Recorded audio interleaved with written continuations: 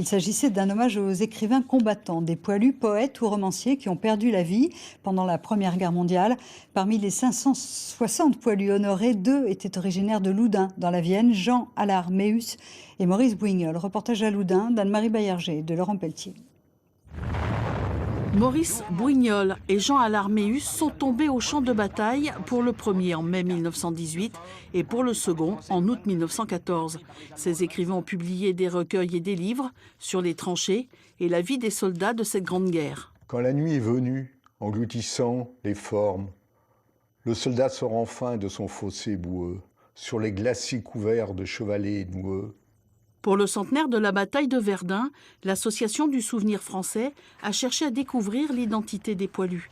Dans le cimetière de Loudun, la sépulture de Léon Allard, lieutenant de réserve, a permis de remonter jusqu'à son fils Jean. Quand il a appris la mort de son fils, il se trouvait d'ailleurs chez sa fille, donc au château de Jalnay, commune de Glénouse. Il décida de reprendre du service et donc s'engagea dans un escadron de cavalerie. Quant à Maurice Bouignol, il est élève au collège où son père, professeur de lettres, est nommé principal. Maurice signe son engagement à Châtellerault.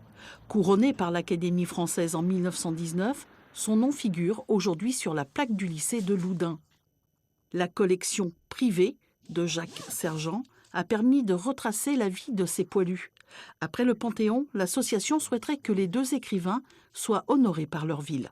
Il y a effectivement des lotissements qui se font et pourquoi pas qu'on pourrait effectivement donner un nom de rue à nos 2 écrivains.